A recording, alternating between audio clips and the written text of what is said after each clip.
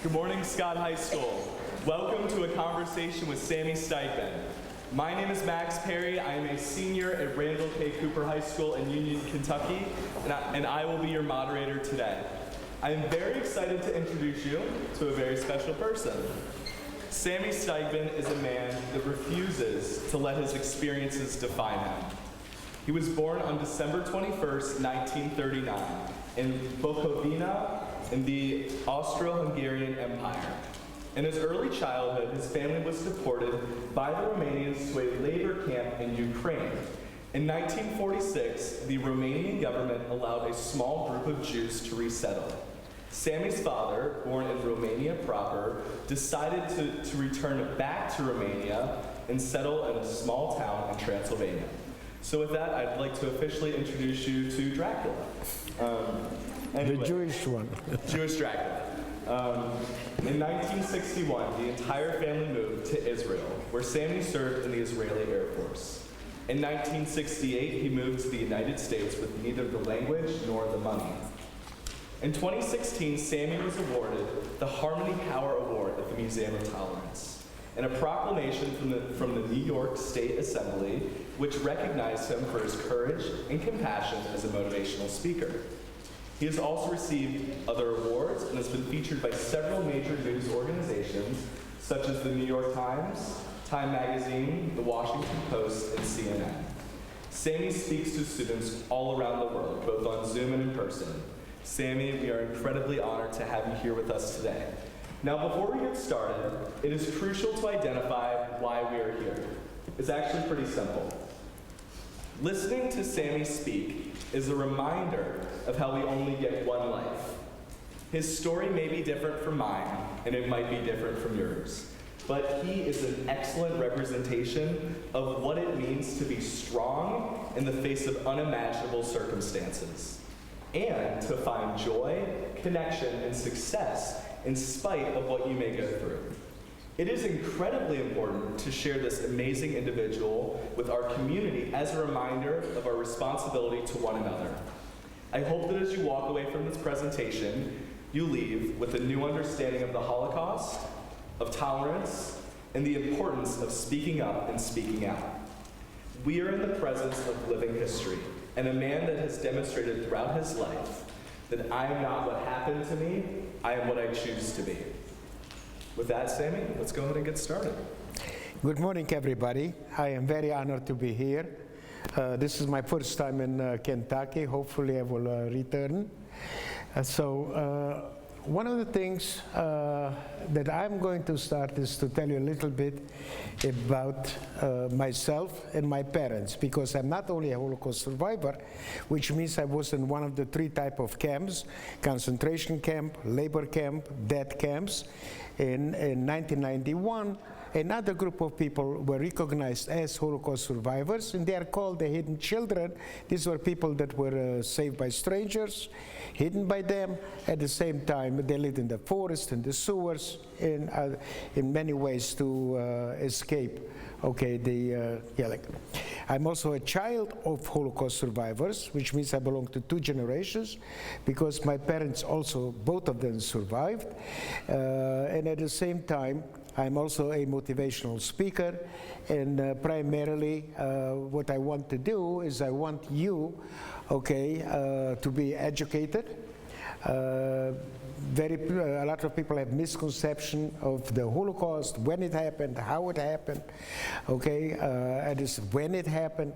At the same time, what I want also for you to learn from me, to be the best that you can be, to become upstanders, because all the tragedies in the world, genocide and Holocaust, started because the world stood by and did nothing. And I also want to talk a little bit about tolerance, which means, for me at least, it means to accept other people's opinion, other people's culture. My parents and I, we were deported by the Romanians, not by the Germans. And I will later on I will tell you why. But interesting enough, I was only a year and a half. I don't know about you, but I have no memory of that period of time. So for me, it's a blessing in disguise. I don't have to relive those horror stories every single day.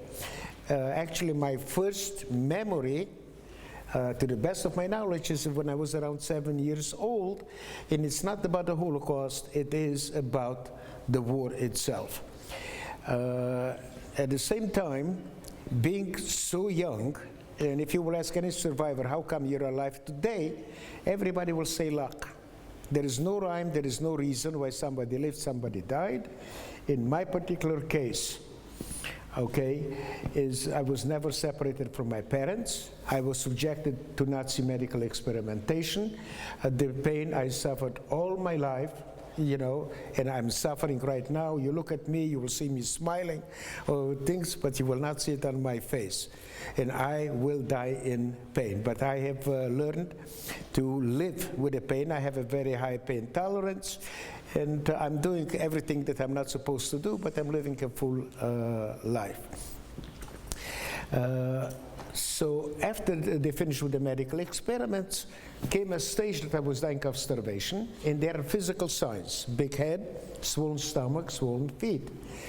And my luck was that not far away from the camp there was a farm owned by Germans, and the German woman brought food to the guards in the SS. And the reason that I'm telling you about this one is because I don't want you to stereotype. Not every German was a criminal or a bad person. And because she brought food to the guards in the SS, she had access to the camp. And when she saw the physical sign that I'm dying of starvation, at the risk of her entire family, she decided to give me milk. People like her that save strangers, not just Jews, are called the righteous among the nations. I do not know her name. I was not able to honor her. However, in 2014, I was in Israel. Yad Vashem, the best known Holocaust museum. And next to it there is a garden honoring 27,000 non-Jews that saved Jewish people. The name of the garden is the Garden of the Righteous Among the Nation, and I saw a marker honoring the unknown righteous among the nation. So I was very happy seeing that marker because indirectly, okay, the woman that saved my life was honored. The pain that I'm suffering from and why they couldn't find a cure in my particular case is I'm suffering from head, neck, shoulders, and back. But it's not localized. It's constantly moving from place to place. I don't know where it starts, how long it will stay, where it will go. The other thing is the intensity of the pain is many times it's an 8 and 9, excruciating. Okay, from time to time it's very mild, 2 and 3. On the average, normally right now it's 3 and 4. Okay, but like Max said. And by the way, Max is a very good example of an upstander, okay? If you can ask him, he will give you the itinerary, what he arranged for me to be in 1 week. It's absolutely unbelievable. And he is a person that should be emulated, and that's exactly what I hope all of you will become, upstanders. Since I told you a little bit about myself, I want to tell you also a little bit about my parents, okay? Because by talking to them about them, I'm honoring them. Now I'm honoring not only my parents, but also that particular generation. So my father was an orphan of both of his parents. In those days, with very few exceptions, only the men provided for the family. My grandfather died before my father was born, unable to take care of 8 children. There was no money coming in. My grandmother decided to take the 2 youngest one and commit suicide. A stranger saved the children, but my grandmother did commit suicide. So my father grew up in an orphanage in Vienna, and at age 13, he was let go. He could not stay longer. He became streetwise. It helped him during the war. It helped him after the war. My mother, on the other hand, was an uneducated woman. My grandfather had a store, did not allow her to go to school. She had to stay home, help provided for the family, and she was also abused by her stepmother. But boy, did she have a heart of gold. And I want you to remember one thing, whether you like or not your parents, love them. Okay, there will be nobody else in your entire life that will love you more than they. They're willing to give up their lives for you. And whether you like it or not, you have both of their genes. I took my confidence from my father, my sensitivity from my mother. Absolutely. Thank you so much, Sami. So my next question would be, is it true that the Holocaust started when the Nazis took power? No. Things do not happen suddenly. It takes long periods of time until the public becomes desensitized, until they come to accept certain things. The problem that we are having is that people have a tendency not to react when things are very small. Whether you know it or not, when the Nazi Party was formed, they had only 6 members. Nobody reacted. They're small, nothing else. So we have to react immediately, not to wait until it's too late. And everything starts with stages, little by little by little. When Germany lost the war in World War I, they were punished very severely in the Treaty of Versailles. They had to return all the occupied land. They had to demilitarize. They could not have an army. And they had to pay reparations to all the countries they fought against. And very few people understand what inflation really means. And I did not know that. I had to do the research, a lot of the things, to know what I know today. In 1917, $1 American dollar was worth 4 German money. In 1923, at the height of the inflation, $1 American dollar was worth 1 trillion. You could have a wheelbarrow full of paper money. You could not even buy a newspaper. Nobody wanted it. They used it to warm themselves up in the winter. So I do not want you to make any comparisons to the past. Things are totally different today. Attitudes are different. We have now social media and other things. So I do not want you to make any comparisons to the past, but we have to learn from it to see the signs of today, to be able to know how to combat it and how to prevent future tragedies. What happened is when the Nazis came to power, they did not want to kill the Jews. They wanted to have a Germany free of Jews. But the Jews, fought for Germany in World War I. They lived there for centuries. They were assimilated. They considered themselves Germans first. Why would they want to leave? So they came out with the Nuremberg laws in 1935. They took away their citizenship. People could not, doctors could not practice medicine, teachers could not teach, children could not go to school, could not participate in sports. They isolated them.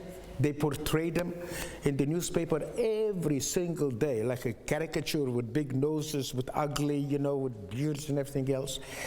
And the Germans are very law-abiding citizens. Even today, when I was in Germany, I was surprised, how law-abiding is. So when they came out with the Nuremberg laws, it became law that the Germans should not talk to their former friends, the Jewish friends, their neighbors.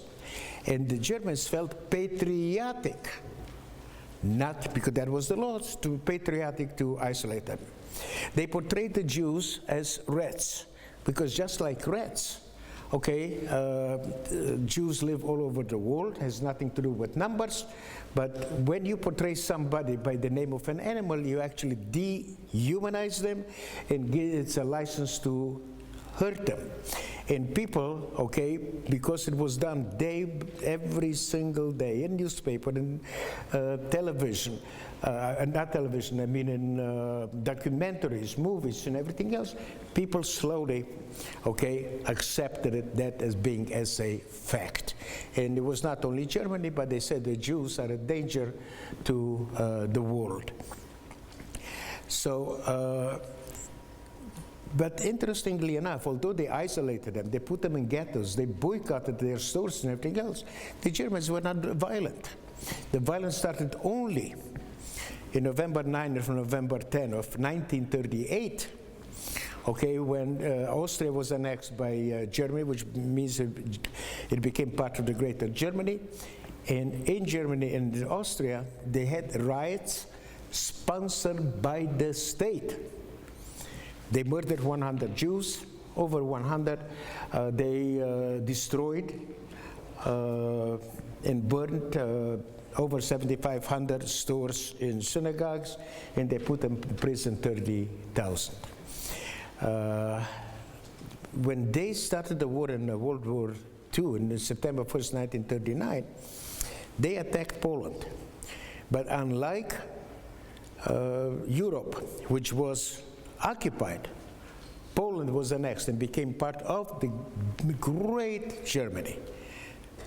However, in Germany, they did not want to have the Jews. They wanted to have Germany free of Jewish people. In Poland, they found 3.3 million Jews. What do you do with them? And in June 22nd, 1941, the German army, the Wehrmacht, attacked former Soviet Union. Behind them were special killing groups, and those were called Einsatzgruppen. Their job was to kill the Jews, to murder the Jews, and at the same time, okay, also to kill the subhumans. The Russians were considered by the Aryan race, by the superior race, as subhumans. And in Ukraine, okay, they murdered 1.5 million Jews by bullets. So that particular area is called murder by bullets. They did not have yet the death camps. However, the official Holocaust started on January 20, 1942, in a city which is part of Berlin, Wannsee. Okay, 15 high-ranking Nazi criminals decided the final solution to the Jewish question. And remember, before it comes to the final solution, you have the first solution, the second solution, okay? So to make a long story short, they decided to start with Europe. They came up with a list of all of the European countries and 11 million Jews. Once they were going to murder, to annihilate all of the European Jews, they were going to open up a museum, and they were going to call it the Museum of the Extinct Jewish Race. And people have a tendency to lump things together, which are totally different. One example is anti-Semitism and hatred. Anti-Semitism is 40,000 years old. It refers only to one group of people, the Jews. Hatred, you can hate people for many, many different reasons. So you should not lump them together. People lump together Holocaust and genocide. Genocide is the murder of a group of people. Holocaust is the annihilation of a group of people. In my personal opinion, Holocaust will never happen again, because right now with the new technology that we have, that is instant, nobody will be able to claim, I did not see, I did not hear, I did not know. Okay, everything is instant. So the other thing what I want to talk about is behind those Einsatzgruppen were also the Romanian troops. And unlike my mother and I, that we were born outside of Romania, my father was born in Romania proper, and in 1946, after the war, the Romanian government allowed a small group of Jews to return. My father, being born in Romania proper, opted to go back to Romania for whatever reason, settled in a small town in Transylvania. So I told you a little bit about myself, about my parents, about the history, but I'm also an Israeli. I lived in Israel with interruption for 12 and a half years.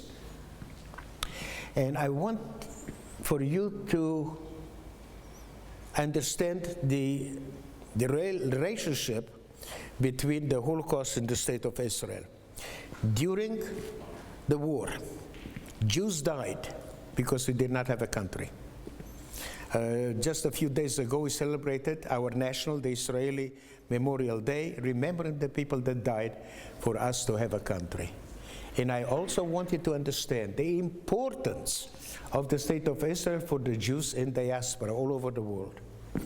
In 2015, because of the violence in France, 8,500 French Jews emigrated to Israel to find a safe haven. So we have to understand, Israel is the only Jewish state in the world, okay? And if you want more, there will come a time that you will be able to ask me questions, and I can give you additional information. Absolutely. So my next question for you is, you began speaking in 2008. And my question is, why did it take you so long to start speaking about the Holocaust? Well, very good question. Thank you. For 63 years, I felt I don't belong to the Holocaust survivors generation because I have no memory of that period of time. And until the Eichmann trial, Eichmann was part of the 15 high-ranking Nazi criminals in Wannsee. He was not one of the policymakers, he was the one that implemented. And in 1944, when almost everybody knew that Germany would lose the war, in only 2 months, he deported 437,000 Hungarian Jews to their deaths. He was abducted in Argentina. In 1961, there was a trial in Israel, and that was the first time that a Holocaust survivor stopped feeling, guilty, ashamed, and like victims, and a number of them started to speak publicly. And at the same time, until that Eichmann trial, the Holocaust survivors did not want to talk to the children about those horrors. They wanted the children to have a normal childhood. And the only thing that I knew, because my father was how shall I say, very angry about that. And from his family side, from 42 people, only 2 survived. And obviously my father and my uncle. But I wanted to understand something which is very important. One of the reasons I tell you not to make comparisons to the past is that a lot of people have asked me my opinion, what's happening today in many countries with the refugees compared to what happened in those days. And I wanted to remember this. During the Nazi regime, there were only 3 countries, only 3, that officially accepted Jewish people. Dominican Republic, China, and Philippines. My uncle was not a survivor. He was never in one type of the camps. At the same time, he was a refugee in Shanghai. In 1952, he came to the United States. He lived in Santa Barbara. So when I came to the States in 1968, one of the reasons that I came is I wanted to meet him. So I had no other family that I knew of. I also felt I don't belong to the children of the Holocaust survivors because most of them were born in the DP camps. Those are displaced camps, displaced people, and those were the camps liberated by the Allies, Americans, British, Russians, Australians. However, life was not easy. Jews had to be in those DP camps for 3 to 5 years. They had no place to go. But there was one thing that was missing. The daily threat of being killed did not exist. And 2 things have changed my life forever. The Holocaust Museum in Washington, D.C., for 16 years in a row, closed its doors to the general public and opened it up only to the Holocaust survivors, their children, and their liberators. I never went. in November 1st and November 2nd of 2003. Meant to be, I decided to go. And you are witnessing right now living history. You can ask me questions. There were over 8,000 people in the table where I was sitting. I met a man born in the same city, been in the same camp, the same years, 1941, 1944. He was taken when I was 8 months old. I was deported when I was a year and a half. It was for the first time at age 63 that I felt that I belonged to both generations. And that prompted me to stop ignoring being a Holocaust survivor. In 2007, I joined the second largest Holocaust museum in the country, the Museum of Jewish Heritage, a living memorial to the Holocaust in Manhattan. And in 2008, I got my first assignment to speak to sixth graders. I am going to assume the number of you have spoken publicly. If you look back, you will realize that your first presentation was not the best, was not the most complete. I did not have a story. I did not know that I can tell a story, and I had no idea what impact I will have on young people. Guess what? They sent me thank you letters, each one better than the other. But one sixth grader changed my life forever. She wrote, P.S., your story was overwhelming, and I promise I'll pass your story to my children. Because of her, I have decided to dedicate the rest of my life to reach as many young people as I can nationally and internationally. And one of the most beautiful things is, right now things are opening up. I'm able to speak in person to you, not on Zoom, okay? And this is my first time, like I told you, here in Kentucky. Hopefully it will be one of many more visits.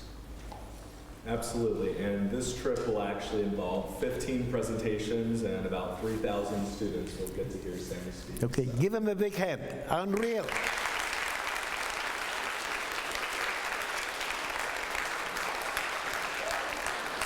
And you know what he told me? You know what he told me? That I will speak in between 3,000 and 4,000 students.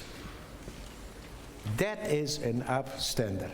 And later on, if you have the time, you'll tell us how we met, but that's wonderful. Absolutely. So our next question goes into the why. We spoke about it before, how it's crucial, but the Holocaust was about 80 years ago. And most students hear the numbers. And my question for you is, why is this important for students to hear about this? It is very important, and I am the only Holocaust survivor, unless somebody can prove me wrong, that instead of emphasizing my personal story, my emphasis is on the history, how it happened. Because it did not happen suddenly. Step by step by step. And there are many steps today, okay, for you to be able to recognize in the world that there are many signs that can lead to future tragedies. So by learning from history, you will be able to see the signs, to know how to combat it, and to hopefully prevent future tragedies. Remember something that is very actual today. Joseph Goebbels, the minister of propaganda under Hitler, said something that we should never forget. A lie told long enough becomes truth. And unfortunately, we have a lot of people today, leaders of countries, people in power, celebrities, that use the wrong words. Young people, okay, do not do the research. They use slogans, and they repeat it because we have the social media, very easy to repeat what they read, what they hear, and that becomes the truth. And that's why I'm saying is it will be your job to become upstanders when you hear somebody that tells a lie or misrepresents certain things, for you to stand up. And when you will go to college, boy, will you meet a lot of groups that are full of hate. And you have to educate yourself on the subject that you're interested to be able to know how to deal with them.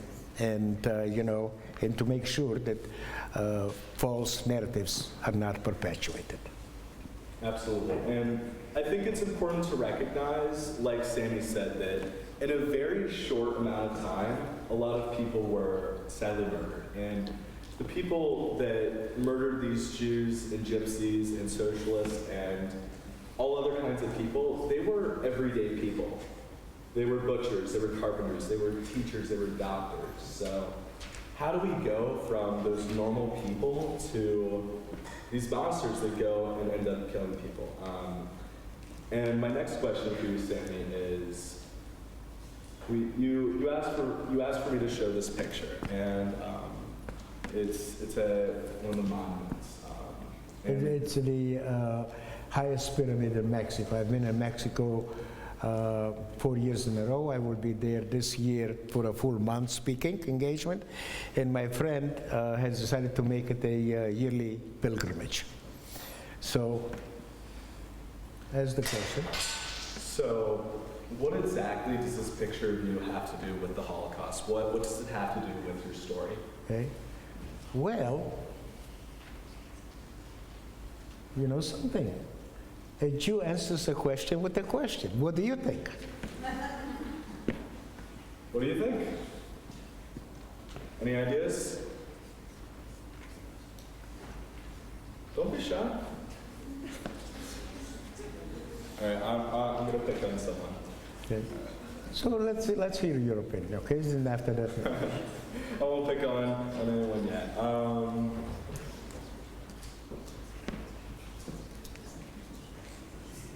Nothing. I don't think it has anything to do with it.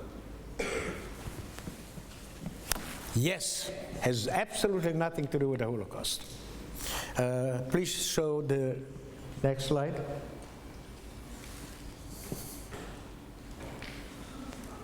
This is my introduction, okay, as a motivational speaker.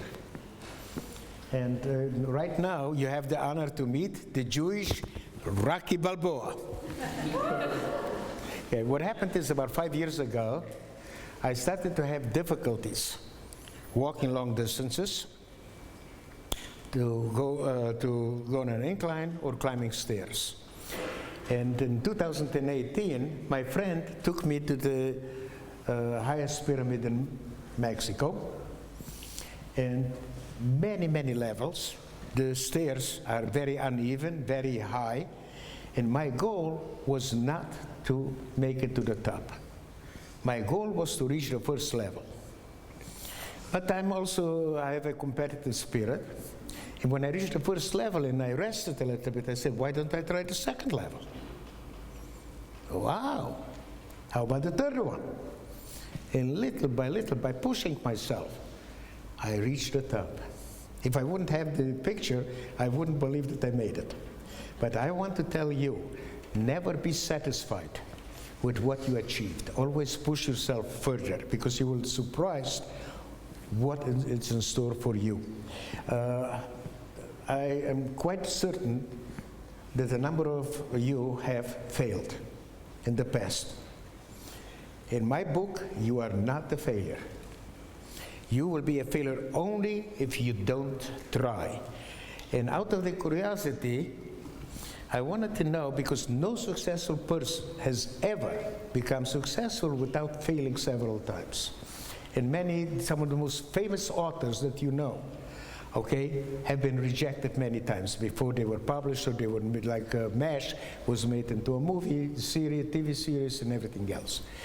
But out of curiosity, I Googled. I wanted to know who was rejected the most time before that person became successful. And it's a woman, an author of children's book. Right now I don't remember her last name. DiCamillo, I think, Katie DiCamino, Camillo, I believe is the last name. She was rejected, listen to this, 473 times. She was persistent, never gave up. Today she's a multimillionaire. So under no circumstances should you ever give up, should you ever lose hope. Absolutely. So before we move on into audience questions, I just want to know, you seem happy, and you told us before that you went through these tremendously difficult experiences. And my question for you is, how do you stay so upbeat and happy?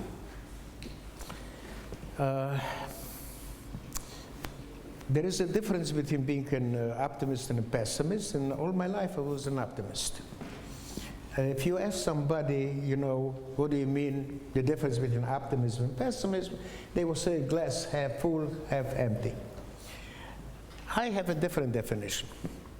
A pessimist sees in every opportunity, and I want you to be aware, look around, you know, because there are many opportunities in your life that you will miss if you don't pay attention to it.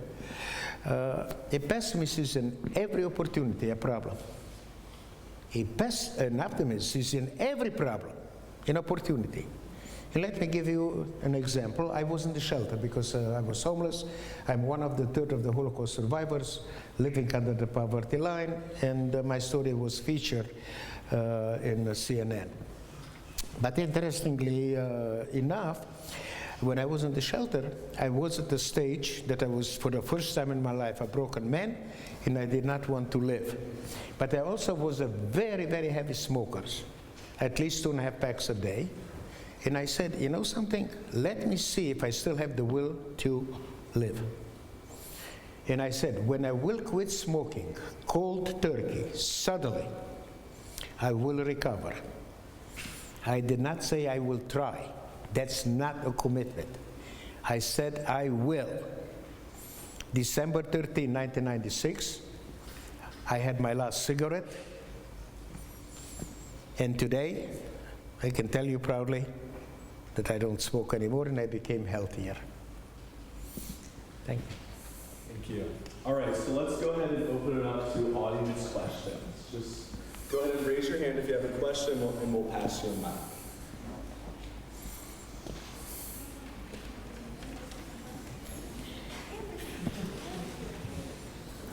Anyone?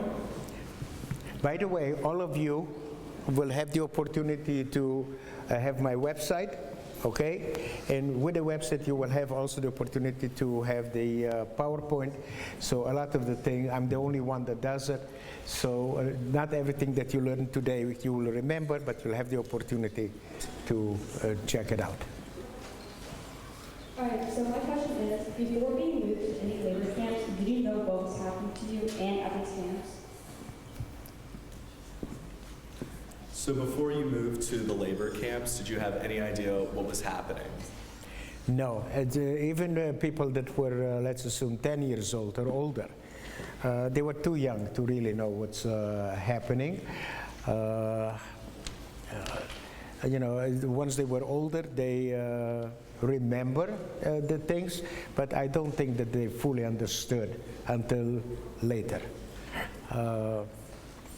And for me, for 68 years, I started to speak only in 2008, I ignored being a Holocaust survivor. I knew that I am because my father talked about his family members, so many that perished, but I could not fully understand it until I started to do the research and I decided to start to speak.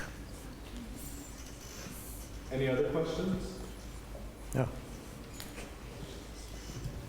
What are some of the most common misconceptions about the Holocaust? So the question that we got are, what are some of the most common misconceptions about the Holocaust? When it started, why it started, what led to it. Also, for instance, people have a tendency to use the wrong words that lead to perpetuating false narratives. To give an example, I want a raise of hands. How many people of you heard the word Nazi and believe that there are Nazis in this world? How many of you? Raise of hand. Okay. Quite a few of you. Guess what? There are no Nazis anywhere in the world. There are people of today that believe in the Nazi ideology. So please use the word neo-Nazi. Those are people of today. So when you're talking about Nazis, we are talking about the past. Neo-Nazis, we are talking about the present, and even our leaders use the word Nazi, and this is totally incorrect. Please use the right language, the right words. Okay. So this is several of the misconceptions about the Holocaust. Another misconception that it's only about Jewish people, which is completely untrue, because 11 million people were murdered. Yes, 6 million were Jews, but 5 million were non-Jewish people. And the other misconception is that they look at the 6 million, and for them, like for me, it's a number. They cannot relate to it. I cannot relate to it.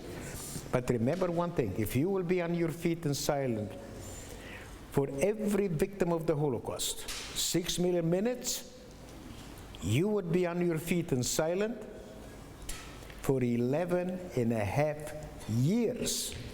That gives you a different perspective what 6 million means. Absolutely. And just to further that, this is sophomores, right? Okay, so you guys are 15, 16? All right, so if we took a moment of silence for every victim of the Holocaust, like Sami said, 11 and a half years, so you'd be standing here until you're 26, 27, just for every individual that was murdered. Next question. So what was it like coming out of the camps and into the world?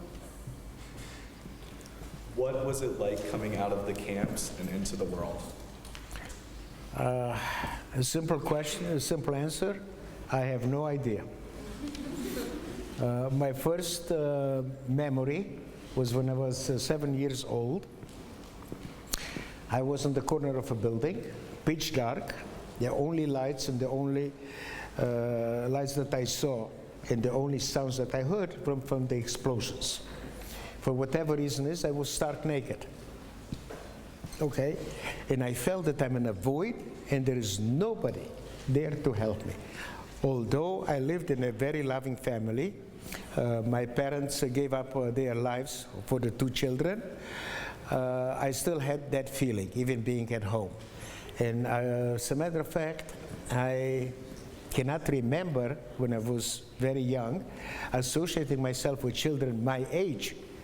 I always associated with teenagers and with adults because that gave me a feeling of being protected. So it's not, obviously, it's not about the Holocaust, it's about the war. The other interesting thing is, I can tell you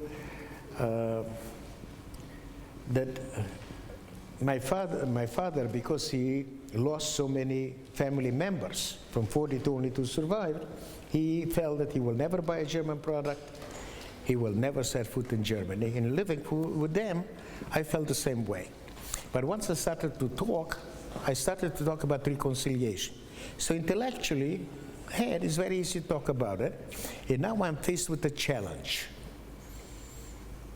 And the challenge was to go to Germany, to meet with descendants of high-ranking Nazi criminals. And I was hesitant, but I decided to be authentic, to see if my head and my heart, intellectually, emotionally, if I'm connected, and to be authentic.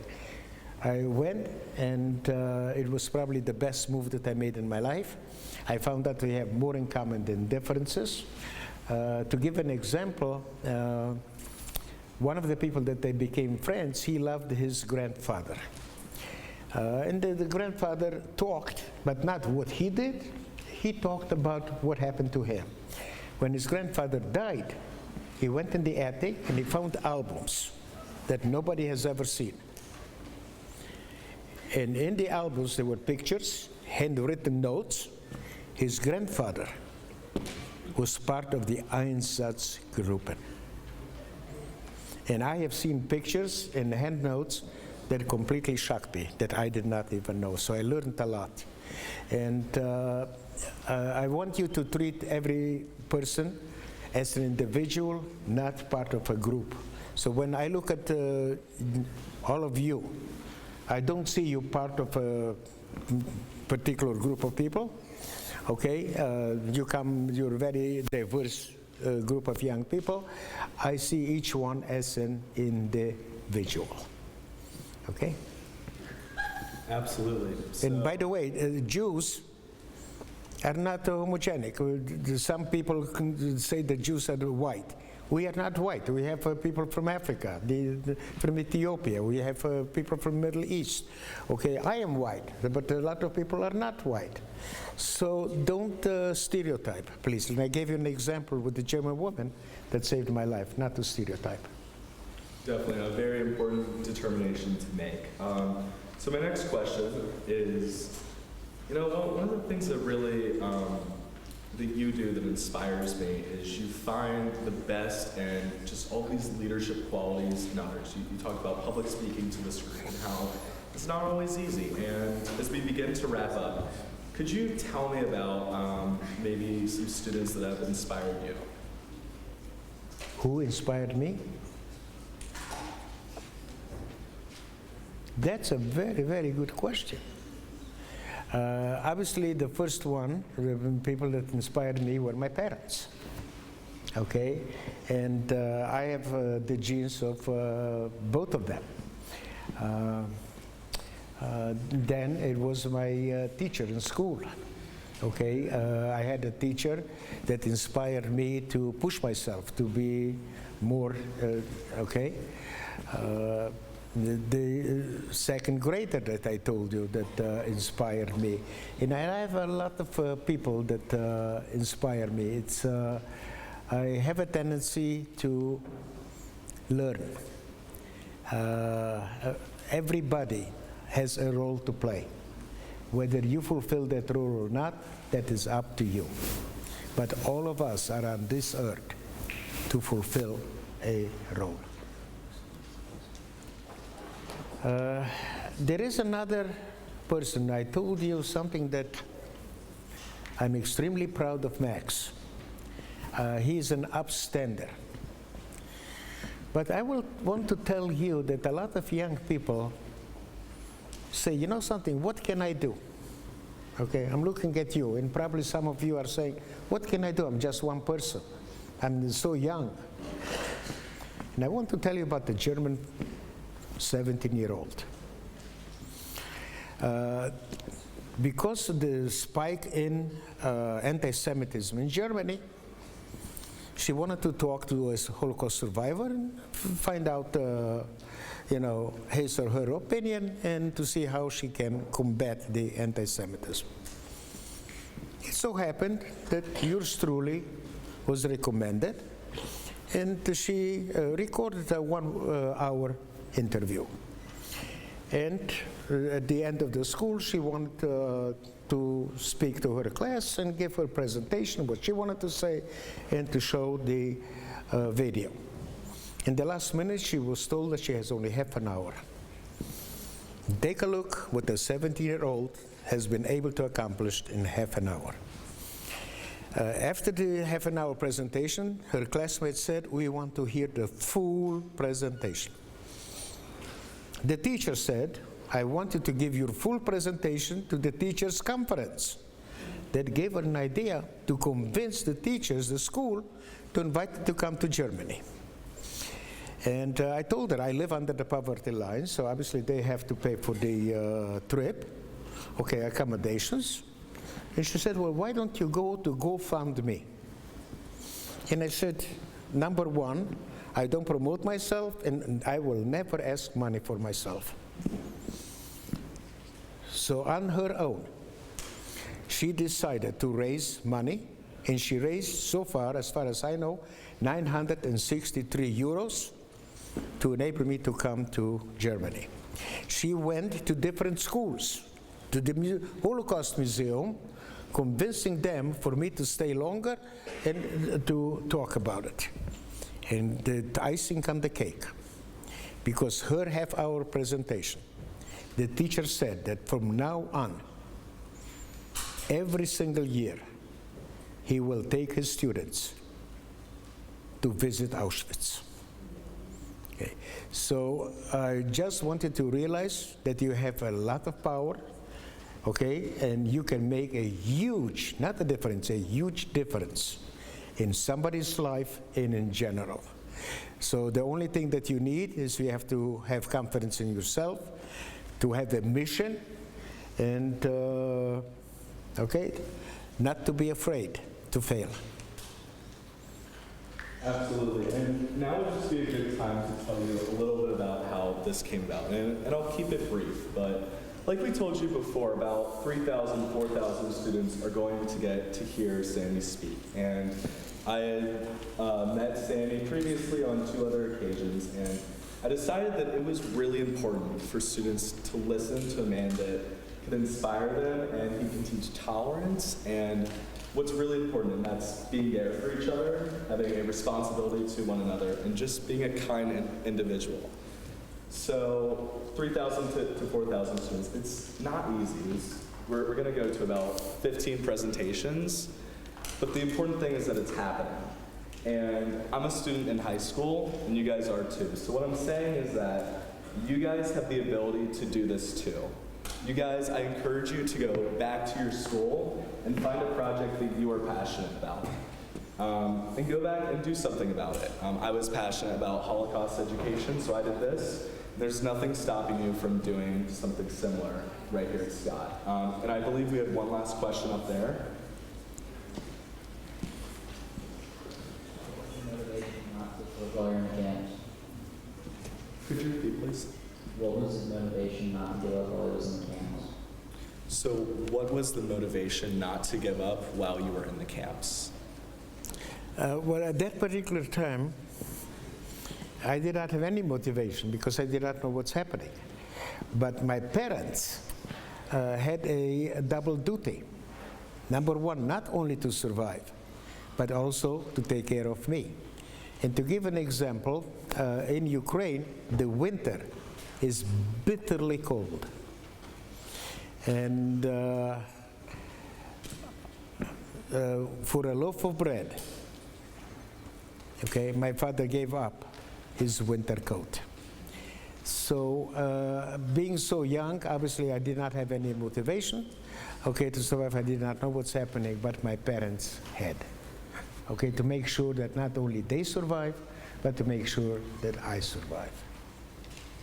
And that's not an easy job. It's a very difficult one.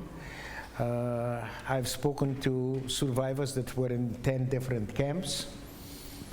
And they went through a lot. And when I asked them, how come you're alive today? What was your motivation?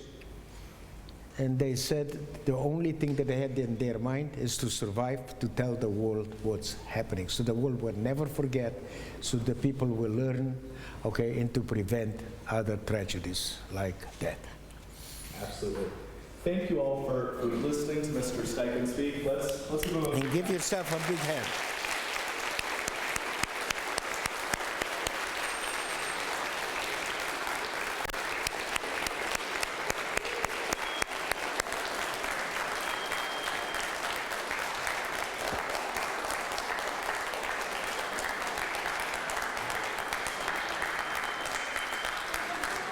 Thank you for honoring me. I'm really grateful. Thank you. So as we begin to conclude, before we go, we're all going to take a picture, but I'd like to bring back one last point before we go. I am not what happened to me. I am what I choose to be. Let me explain it. Go for it. No. Okay, different people identify themselves, okay, by their achievements. Okay, they identify themselves by their profession in many, many ways. I went through a lot of in my life. Whatever happened to me, that is not identify me. Okay, that's in the past. It belongs in the past. By accepting the past and let go of the past, I am able to move forward. And that's what I'm trying to say. I am what I choose to be. Although I live in the most expensive city in the country, Manhattan, okay, on a monthly income of $1,393, that does not identify me that I'm a poor person or whatever it is. I am very rich, okay, in what I have accomplished. And my choice is, within my means, to be a happy person. And whatever you do, whether you speak, you don't speak, whatever you do, it's your choice. So please choose wisely and be happy people.